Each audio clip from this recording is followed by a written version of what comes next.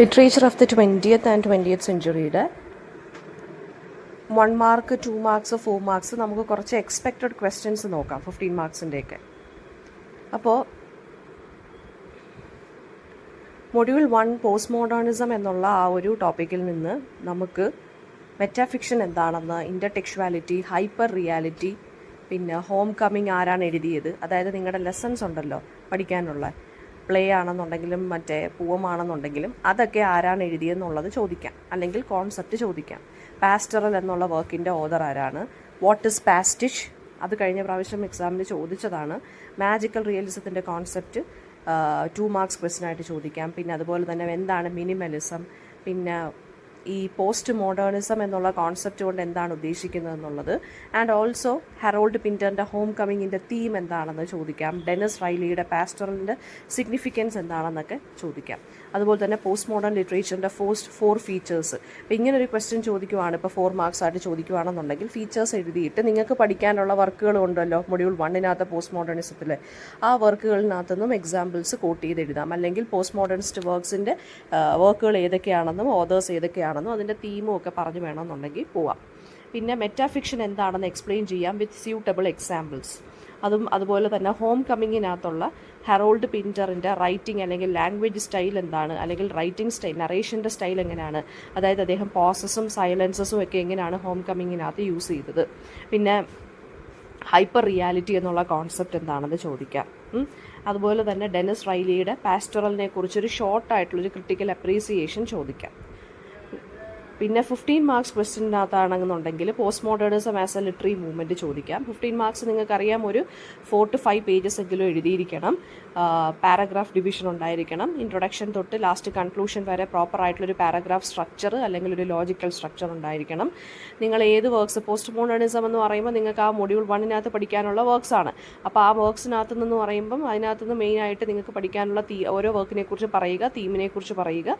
അതിനകത്ത് പറ്റുമെന്നാണെന്നുണ്ടെങ്കിൽ കുറച്ച് സെൻറ്റൻസസ് ഒക്കെ കോട്ട് ചെയ്ത് എഴുതുവാണെന്നുണ്ടെങ്കിൽ കുറച്ചും കൂടി നല്ലതായിരിക്കും. പിന്നെ themes, imagery and structure of Denise റൈലിയുടെ പാസ്റ്ററൽ, അങ്ങനെയും ചോദിക്കാം. അതും 15 മാർക്സ് ക്വസ്റ്റ്യനായിട്ടൊക്കെ എക്സ്പെക്ട് ചെയ്യാം. അല്ലെങ്കിൽ ഇൻ്റർടെക്ച്വാലിറ്റി അല്ലെങ്കിൽ പാസ്റ്റിച്ച്, ഇനി എങ്ങനെയാണ് പോസ്റ്റ് മോഡേൺ ലിറ്ററേച്ചറിനകത്ത് വരുന്നതെന്നുള്ളതും ചോദിക്കാം. നെക്സ്റ്റ് മൊഡ്യൂൾ 2 ആഫ്രിക്കൻ അമേരിക്കൻ ലിറ്ററേച്ചറാണ് നമ്മൾ അനലൈസ് ചെയ്യാൻ പോകുന്നത്.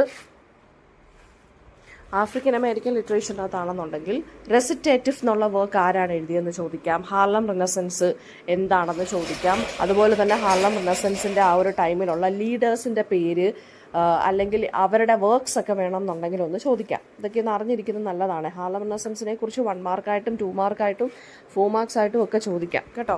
പിന്നെ എന്താണ് മുലാറ്റോ എന്നുള്ള ടേം ഡിഫൈൻ ചെയ്യുക എന്നുള്ളത്. അതുപോലെ തന്നെ ദ മദർ എന്നുള്ള വർക്ക് ആരാണ് എഴുതിയത്. പിന്നെ അതുപോലെ തന്നെ എന്താണ് major themes of African American literature.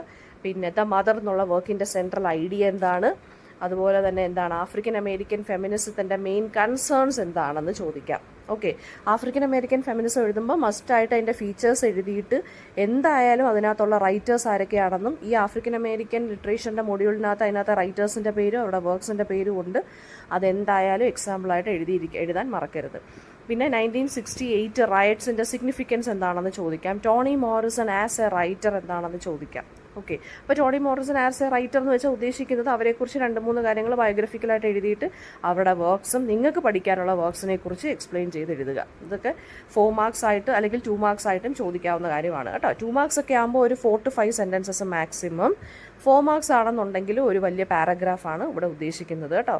അല്ലെങ്കിൽ 1.5 പേജസ്, അതിനപ്പുറത്തോട്ട് പോകരുത്. 4 മാർക്സിന് 1.5 പേജസ് ആണ് കറക്റ്റ്. അതിൽ നിൽക്കുന്നതായിരിക്കും നല്ലത്. എക്സാമ്പിൾ സഹിതം എല്ലാം എഴുതുമ്പോഴത്തേക്ക് അത്രയാവും. പിന്നെയെന്ന് വെച്ച് കഴിഞ്ഞാൽ റെസിറ്റേറ്റീവ് എന്നുള്ള വർക്കിനകത്തുള്ള നറേറ്റീവ് ആയിട്ടുള്ള ആംബിഗിറ്റി എന്താണ്, അതായത് ആരാണ് നറേറ്റർ അല്ലെങ്കിൽ ആ നറേഷൻ ചെയ്യുന്നതിനുള്ള ആ ഒരു ആംബിഗിറ്റി എന്താണെന്നുള്ളത് ചോദിക്കാം. മായ ഏഞ്ചലോട് I know why the caged bird സിങ്സിനെ കുറിച്ച് ഒരു ഷോർട്ട് സമ്മറി എഴുതാൻ ചോദിക്കാം. പിന്നെ ഗ്വെൻഡോളിൻ ബ്രൂക്സിൻ്റെ പോമായിട്ടുള്ള മദർ എന്നുള്ളതിനകത്ത് അമ്മയുടെ ഡിലമ എന്താണെന്ന് ചോദിക്കാം. പിന്നെന്താണ് ആഫ്രിക്കൻ അമേരിക്കൻ ഐഡൻറ്റിറ്റിയെ കുറിച്ച് വേണമെന്നുണ്ടെങ്കിൽ, അത് ആഫ്രിക്കൻ അമേരിക്കൻ ഫെമിനിസം എന്ന് വേണമെന്നുണ്ടെങ്കിൽ ഒന്നുകൂടെ 4 മാർക്സിനകത്ത് ചോദിക്കാം. പിന്നെ നെക്സ്റ്റ് വരുന്നതെന്ന് വെച്ചാൽ ഈ ആഫ്രിക്കൻ അമേരിക്കൻ ലിറ്ററേച്ചർ നമുക്ക് പഠിക്കാനൊരു കുറച്ച് വർക്ക്സ് ഉണ്ടല്ലോ ഈ ഒരു മൊഡ്യൂളിനകത്ത്. അതിനകത്തെ ഫീച്ചേഴ്സ് അല്ലെങ്കിൽ സിവിൽ റൈറ്റ്സ് തീമൊക്കെ എങ്ങനെ വരുന്നു, അതൊക്കെ വേണമെന്നുണ്ടെങ്കിൽ ഒന്ന് ചോദിക്കാം. അല്ലെങ്കിൽ ആഫ്രിക്കൻ അമേരിക്കൻസ് എന്താണ് ഫേസ് ചെയ്യുന്ന പ്രശ്നങ്ങൾ എന്തൊക്കെയാണെന്നുള്ളതും ഇതിനകത്ത് ചോദിക്കാം. Then 15 marks question from module 2 ആണെന്നുണ്ടെങ്കിൽ ടോണി മോറിസന്റെ റെസിറ്റേറ്റീവ് എന്നുള്ളത് എങ്ങനെയാണെന്നുള്ളത് ചോദിക്കാം. പിന്നെ motherhood, guilt and choice in Gwendolyn ബ്രൂക്സിന്റെ ദ മദർ ചോദിക്കാം. പിന്നെ വരുന്നതെന്ന് വെച്ച് കഴിഞ്ഞാൽ മായ ഏഞ്ചലോടെ representation of race, trauma and resilience. Resilience എന്ന് വെച്ചാൽ ആ ഒരു ചെറുത്തുനിൽപ്പ് എങ്ങനെയാണ് അവരുടെ വർക്ക്സിനകത്ത് വരുന്നതെന്നുള്ളത് ചോദിക്കാം. Okay, next module 3 digital literature ആണ്. ഡിജിറ്റൽ ലിറ്ററേച്ചറിനകത്ത് ഒരുപാട് ടേംസ് ഉണ്ട് നിങ്ങൾക്ക്. ഹൈപ്പർ ടെക്സ്റ്റ് എന്താണ്, വാട്ട് ഈസ് ഇലക്ട്രസി, പിന്നെ അലോങ് ദ ബ്രൈനി ബീച്ച് ആരാണ് എഴുതിയത്, ചാറ്റർ ബോർഡ്സ് എന്ന് വെച്ചാൽ എന്താണ്, ലൊക്കേറ്റീവ് നറേറ്റീവ് എന്ന് വെച്ചാൽ എന്താണെന്ന് ചോദിക്കാം. നോൺ ലീനിയാരിറ്റി എന്ന് വെച്ചാൽ എന്താണ് ഡിജിറ്റൽ ലിറ്ററേച്ചറിൽ. നോൺ ലീനിയാരിറ്റി എന്ന് വെച്ചാൽ, ലീനിയാരിറ്റി എന്ന് വെച്ചാൽ നമുക്കൊരു പ്രോപ്പർ ഓർഡർ, ഒരു ലോജിക്ക്. നോൺ ലീനിയാരിറ്റി എന്ന് വെച്ചാൽ ഒരു ഓർഡർ ഇല്ലാതെ അവിടുന്ന് വിട്ടെഴുതുന്നു. നമ്മളിപ്പം ഫോർ എക്സാമ്പിൾ നമുക്കൊരു ഒരു സ്റ്റോറി, അതിനൊരു പ്രോപ്പർ ഇൻട്രൊഡക്ഷൻ, ഒരു ഫസ്റ്റ് ഒരു ഇൻട്രൊഡക്ഷൻ കാണും. അല്ലെങ്കിൽ നമ്മളിപ്പോൾ ഒരു എസ്സേ എഴുതുവാണെങ്കിൽ നമ്മളൊരു ഇൻട്രൊഡക്ഷൻ കൊടുക്കുന്നു, അതിനൊരു കോണ്ടന്റ് കൊടുക്കുന്നു, പിന്നെ കൺക്ലൂഷൻ. ഇതിനൊരു ലീനിയാരിറ്റി ഉണ്ട്. പക്ഷേ നോൺ ലീനിയാരിറ്റി എന്ന് വെച്ച് കഴിഞ്ഞാൽ മീനിങ് എന്താണ്, ഇങ്ങനെ ഓർഡർ കാണത്തില്ല. ചിലപ്പോൾ ആദ്യമേ ക്ലൈമാക്സ് ആയിരിക്കും പറയുന്നത്, പിന്നെ ഇടയ്ക്കുന്നൊക്കെ ആയിട്ടായിരിക്കും പിന്നെ ബാക്കിയുള്ള കാര്യങ്ങൾ പറയുന്നത്. അതാണ് നോൺ ലീനിയാരിറ്റി എന്ന് പറയുന്നത്. അപ്പോൾ ഡിജിറ്റൽ ലിറ്ററേച്ചറിലെ നോൺ ലീനിയാരിറ്റി എന്ന് വെച്ച് കഴിഞ്ഞാൽ നിങ്ങൾക്ക് അറിയാവുന്ന 2 വർക്ക്സ് എടുത്തിട്ട് അതെന്താണെന്ന് വെച്ച് അനലൈസ് ചെയ്തങ്ങ് എഴുതുക. പിന്നെ ഇൻസ്റ്റാ പോംസ് എന്ന് വെച്ചാൽ എന്താണെന്ന് ചോദിക്കാം. പിന്നെ ഇമ്പോർട്ടൻസ് ഓഫ് കണക്ടിവിറ്റി എന്താണെന്ന് ചോദിക്കാം. വാട്ട് ഇസ് ട്വിറ്റർ ഏച്ചർ, അത് കഴിഞ്ഞ പ്രാവശ്യം ചോദിച്ചിട്ടുണ്ട്. എന്ത് ചോദിച്ചാലും എക്സാമ്പിൾസ് നിങ്ങൾക്ക് പഠിക്കാനുള്ളതിനകത്ത് നിന്ന് എഴുതിയിരിക്കണം, മറന്നു പോകരുത്. പിന്നെ ഇലക്ട്രസിയും ലിറ്ററസിയും തമ്മിലുള്ള ഡിഫറൻസ് ചോദിക്കാം with examples. Along the briny ബീച്ചിനെ കുറിച്ചുള്ളൊരു ബ്രീഫ് അനാലിസിസ്. എന്താണ് interactive fiction, provide examples. Interactive fiction എന്താണെന്ന് നമ്മൾ നേരത്തെ ഡിസ്കസ് ചെയ്തിട്ടുണ്ട്. ഇൻറ്ററാക്റ്റീവ് ഫിക്ഷൻ എന്ന് വെച്ച് കഴിഞ്ഞാൽ റീഡേഴ്സ് ആക്റ്റീവായിട്ട് പാർട്ടിസിപ്പേറ്റ് ചെയ്യണം ഈ ഡിജിറ്റൽ ലിറ്ററേച്ചറിലെ വർക്ക്സ് നമ്മൾ വായിക്കുന്ന സമയത്ത്. എന്ന് വെച്ചാൽ നമ്മുടെ ഓരോ ക്ലിക്കിലായിരിക്കും ഓരോ ലൈൻസ് ഇങ്ങനെ അപ്പിയർ ചെയ്തുകൊണ്ടിരിക്കുന്നത്. സോ അങ്ങനെ നിങ്ങൾക്ക് പഠിക്കാനുള്ള 3 പോംസിനകത്തുനിന്ന് ആ ഒരു കാര്യങ്ങൾ പറഞ്ഞു പോവുക. പിന്നെ ഹൈമക് മക്കിൻ്റെ സമ്മറൈസേഷൻ ചോദിക്കാം. ലോസ് ഓഫ് ഗ്രാസ്പിൻ്റെ മെയിൻ തീം എന്താണെന്ന് ചോദിക്കാം. ഡിജിറ്റൽ ഏജിൻ്റെ വേറൊരു ഇമ്പോർട്ടൻ്റ് ആയിട്ടുള്ള ഒരു ക്വസ്റ്റ്യൻ എന്ന് പറയുന്നത് 15 മാർക്സ് എസ്സേ ആയിട്ട് ചോദിക്കാൻ പറ്റുന്നതെന്ന് വെച്ചാൽ ഈ റീഡേഴ്സ് ഇൻ ഡിജിറ്റൽ ഏജ്. അതായത് ഇപ്പം നമ്മൾ പറഞ്ഞല്ലോ, നമ്മളുടെ ക്ലിക്കിലിരിക്കും ഓരോ ലൈനും ഇങ്ങനെ അപ്പിയർ ചെയ്യുന്നത്, അല്ലെങ്കിൽ റീഡേഴ്സിനെ ആക്റ്റീവായിട്ട് പാർട്ടിസിപ്പേറ്റ് ചെയ്യിപ്പിക്കുന്നതാണ് ഈ ഡിജിറ്റൽ ഏജിലെ ലിറ്ററേച്ചർ എന്ന് പറയുന്നത്. അപ്പോൾ അങ്ങനെയാണെന്നുണ്ടെങ്കിൽ എങ്ങനെയാണ് റീഡേഴ്സിൻ്റെ ആ ഒരു എവല്യൂഷൻ. ആദ്യമേ നമ്മൾ ബുക്കുകളിൽ നിന്ന് തുടങ്ങി അല്ലേ, ബുക്കുകൾ വായിച്ച് നമുക്ക് ബുക്കുകൾ വായിക്കുമ്പോൾ നമുക്ക് വലിയ പാർട്ടിസിപ്പേഷനൊന്നുമില്ല, നമ്മൾ വായിച്ചങ്ങ് പോവുകയാണ്. ഓതർ എന്താണോ എഴുതിയിരിക്കുന്നത് അത് വായിച്ചങ്ങ് വിടുകയാണ് ചെയ്യുന്നത്. പക്ഷേ ഡിജിറ്റൽ ഏജിൽ അങ്ങനല്ല. എന്താണ്, നമ്മൾ തന്നെ അതിനകത്ത് പാർട്ടിസിപ്പേറ്റ് ചെയ്യണം. നമ്മൾ തന്നെ ചിലപ്പോൾ ഇൻ്റർപ്രറ്റ് ചെയ്യേണ്ടി വരും മീനിങ്സ്. ചിലപ്പോൾ ഒരു ബ്ലാങ്ക് പേജ് മാത്രമായിരിക്കും കിടക്കുന്നത്. ലൈൻസ് ചിലപ്പോൾ നമ്മൾ ക്ലിക്ക് ചെയ്യുന്നതിനനുസരിച്ചായിരിക്കും. ഡിഫറെൻറ്റ് റീഡേഴ്സിന് ഡിഫറെൻ്റ് ആയിട്ടുള്ളൊരു കൈൻഡ് ഓഫ് എക്സ്പീരിയൻസ് ആയിരിക്കും they will receive from the digital literature.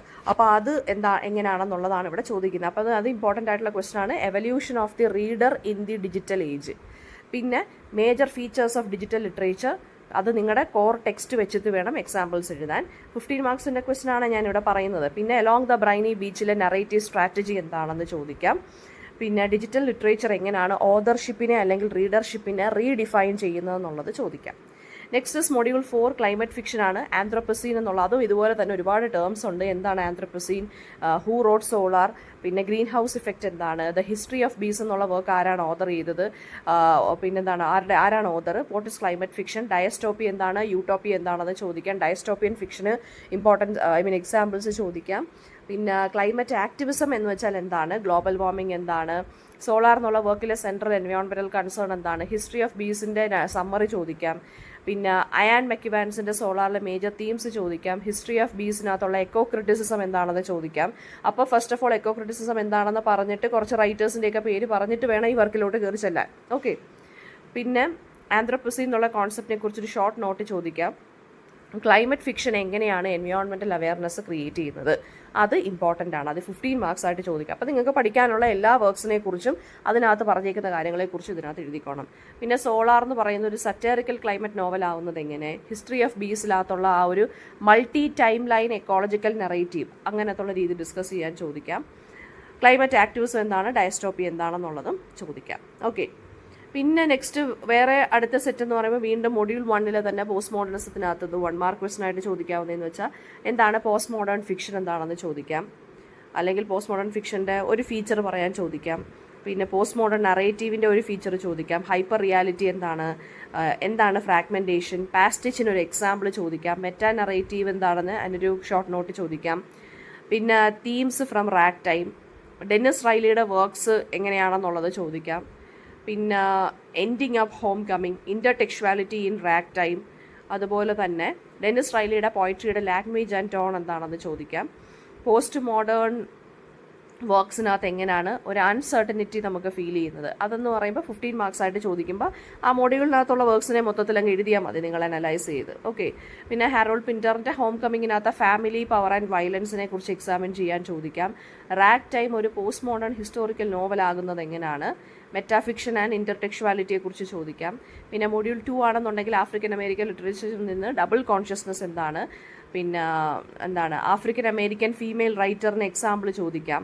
പിന്നെ ബ്ലാക്ക് ഫെമിനിസം എന്താണ്, പിന്നെ ദ മദർ എന്നുള്ള വർക്കിനകത്തുള്ള മെമ്മറിയുടെ റോൾ എന്താണ്, ഹാർലം റിനസൻസ് പോയട്രിയുടെ 2 ഫീച്ചേഴ്സ് ചോദിക്കാം. പിന്നെ റെസിറ്റേറ്റീവിൻ്റെ ആ ഒരു റേഷ്യലായിട്ടുള്ള കാര്യങ്ങൾ എങ്ങനെയാണ് അതിനകത്ത് ഡിസ്ക്രൈബ് ചെയ്യുന്നത്, മദർ ചൈൽഡ് റിലേഷൻഷിപ്പ് ഇൻ ഗ്വെൻഡോളിൻ ബ്രൂക്സിൻ്റെ ആ ഒരു പോം ദ മദർ, പിന്നെ മായ ഏഞ്ചലോയുടെ ഓട്ടോബയോഗ്രഫിയുടെ 2 തീം ചോദിക്കാം. അതുപോലെ തന്നെ സ്ലേവറി എങ്ങനെയാണ് ആഫ്രിക്കൻ അമേരിക്കൻ ലിറ്ററേച്ചറിൽ വരുന്നതെന്നുള്ളതിൻ്റെ അതും ചോദിക്കാം. പിന്നെ ടോണി മോറിസിൻ്റെ കോൺട്രിബ്യൂഷൻ എന്താണെന്ന് ചോദിക്കുമ്പോൾ അത് നിങ്ങളുടെ പഠിക്കാനുള്ള വർക്ക്സ് എന്താണെന്ന് അതങ്ങ് എക്സ്പ്ലെയിൻ ചെയ്ത് എഴുതണം. അത് 15 മാർക്സ് ആയിട്ട് ചോദിക്കാം കേട്ടോ. നെക്സ്റ്റ് വരുന്നത് മൾട്ടി മൊഡാലിറ്റി എന്താണ്, ഹൈപ്പർ പാത്ത് എന്താണെന്ന് ചോദിക്കാം. ഡിജിറ്റൽ സ്റ്റോറി ടെല്ലിംഗ് എന്താണ് കൈനറ്റിക് പോയട്രി.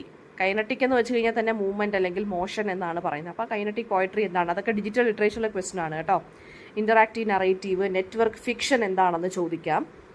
പിന്നെ theme of along the briny beach, 2 features of digital poems അതൊന്ന് പഠിച്ചു വെച്ചേക്കണം, ഒരു 4 ഫീച്ചേഴ്സ് എങ്കിലും അറിഞ്ഞിരിക്കണം.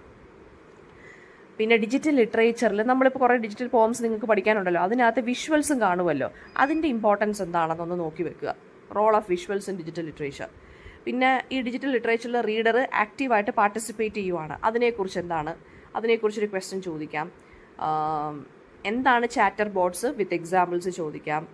പിന്നെ ഹൈമക് എ മക്ക് എന്നുള്ള വർക്കിനകത്ത് ആ നോൺ ലീനിയാരിറ്റി നമ്മൾ നേരത്തെ അത് പഠിച്ച കാര്യം ചോദിക്കാം. പിന്നെ അതുപോലെ തന്നെ റോൾ ഓഫ് സൗണ്ട്, ആനിമേഷൻ, ഇൻറ്ററാക്ടിവിറ്റി ഇതൊക്കെ ഡിജിറ്റൽ പോംസിനകത്ത് എങ്ങനെ വരുന്നു. പിന്നെ എക്കോ ഫിക്ഷൻ എന്താണ് ഫ്രം മൊഡ്യൂൾ 4 ആണെങ്കിൽ, കാർബൺ ഫുട് പ്രിൻ്റ് എന്താണ്, ഒരു കണ്ടംപററി ആയിട്ടുള്ള ക്ലൈമറ്റ് ഫിക്ഷൻ റൈറ്ററിനെ കുറിച്ച് അറിഞ്ഞിരിക്കണം. എന്താണ് സസ്റ്റൈനബിൾ ഡെവലപ്മെൻറ്റ് അല്ലെങ്കിൽ സസ്റ്റൈനബിൾ ലിവിങ് എന്താണെന്ന് ചോദിക്കുന്നു. സസ്റ്റൈനബിൾ ലിവിങ് എന്ന് വെച്ച് കഴിഞ്ഞാൽ എന്താണ്, ഫ്യൂച്ചറിന് വേണ്ടി നമ്മൾ ഫ്യൂച്ചർ ജനറേഷന് വേണ്ടി നമ്മൾ ഇപ്പോഴേ എന്ത് ചെയ്യുകയാണ്, പ്രിസർവ് ചെയ്ത് പ്രൊട്ടക്റ്റ് ചെയ്ത് നമ്മൾ യൂസ് ചെയ്യുന്നു, അതാണ് സസ്റ്റൈനബിൾ ലിവിങ് എന്ന് പറയുന്നത്. സോളാറിലുള്ള 2 എൻവയോൺമെൻറ്റൽ തീംസ് എന്താണെന്ന് ചോദിക്കാം.